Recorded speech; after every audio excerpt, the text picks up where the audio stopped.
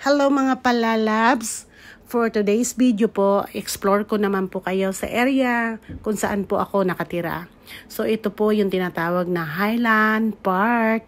Located po yan sa New Territory mga palalabs. At ang bahay na tinitirahan ko po or building ay nasa top mountain. So yan, mataas po siya. So yung building po namin ay nabibilang sa block 1 hanggang block 6.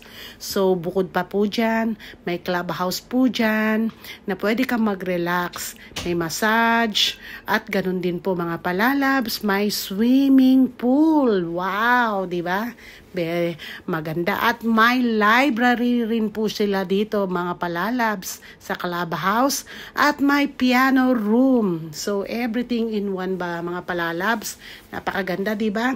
So kung ayaw mo nang pumunta sa city or manalalayuan ka, pwede nang pag nagde-day off dito na lang, mag-stay na lang dito sa inyong building. Yes. So ayan, nandito po tayo ngayon mga palalab sa podium.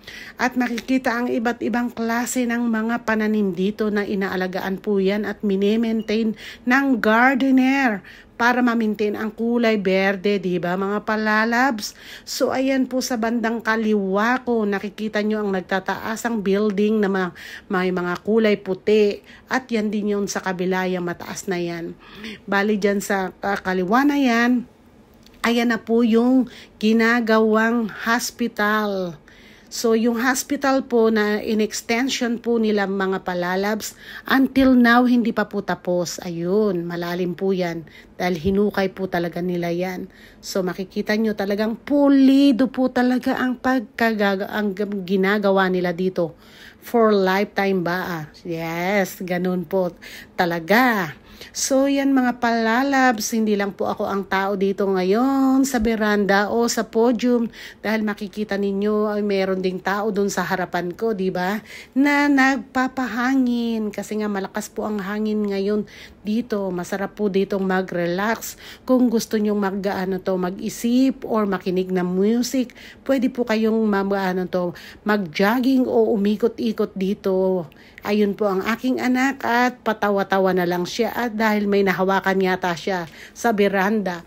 Very safety naman din po ang veranda na yan dahil napakataas po niyan na hindi po basta mahuhulog ang tao.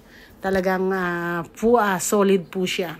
So, yan, nakikita nyo na po yung sinasabi ko sa inyong hospital na extension. Ayan na po ang aking minibus na green na parating na. Paraan na po siya. So, yan po ang ginagamit ko for transportation for our daily.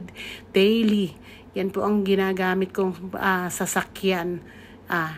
So, sana na-enjoy nyo po ang aking pag-explore sa inyo sa aking lugar, kung saan ako nakatira mga palalabs. Thank you so much for your support. Like and share lang po mga palalab.